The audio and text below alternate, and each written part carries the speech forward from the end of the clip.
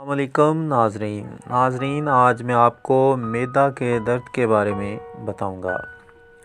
معدہ ایک طرف خوراک کی نالی اور دوسری طرف اس کا نچلا حصہ آنتوں سے ملا ہوتا ہے۔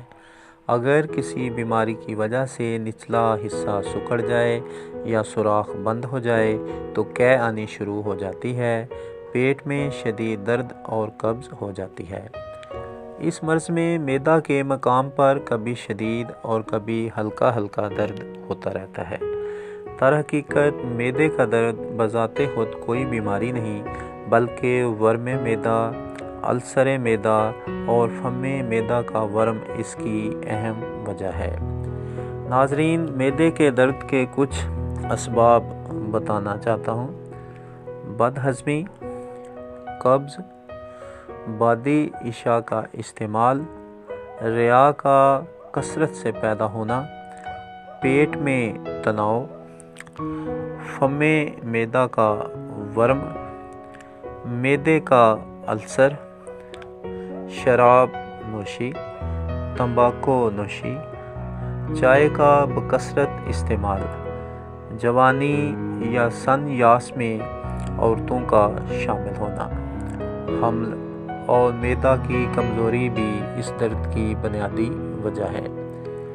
ناظرین، طب کے مطابق یہ معدے کا عصبی درد ہے۔ عموماً خالی معدہ یہ درد زیادہ ہوتا ہے۔ اگر مریض کو گیس ٹربل زیادہ ہو تو اعصابی تناؤ کی وجہ سے معدہ یا فم معدہ یعنی معدے کے منہ میں درد ہوتی ہے اور کھانا کھانے سے کمی واقع ہو جاتی ہے۔ ناظرین، مریض کے سینے میں جلن اور کھٹی ڈکاریں آتی ہیں لیکن کبھی یہ درد کھانے کے بعد بڑھ جاتا ہے۔ تذابیت کی وجہ سے اگر معدے میں درد ہو تو سینے میں جلن، کھٹی ڈکاریں اور مریض بار بار پانی پیتا ہے۔ معدہ کی کمزوری سے اگر درد ہو تو کھانا کھانے کے بعد درد زیادہ ہوتا ہے۔ صفرا زیادہ مقدار میں معدے میں داخل ہو کر تذابیت پیدا کر کے سوزش اور درد کا باعث بنتا ہے۔ ناظرین، اللہ تعالیٰ نے ہر قسم کی جڑی بوٹی میں اس کی مرض کے مطابق شفا رکھی ہے۔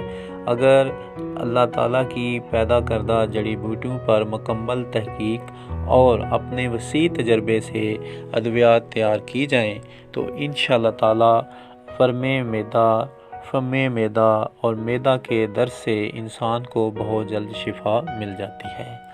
ناظرین، معدہ کا درست ہونا انسانی صحت کے لیے بہت ضروری ہے۔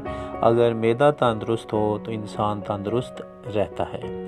اس لیے جس قدر ممکن ہو سکے معدے کے درد کا فوری علاج کروائیں، کیونکہ معدے کے درد کی وجہ سے انسان بہت تکلیف محسوس کرتا ہے۔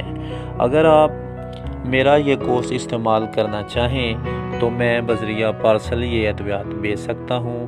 آپ میرے مکتب پر بھی تشریف لا سکتے ہیں۔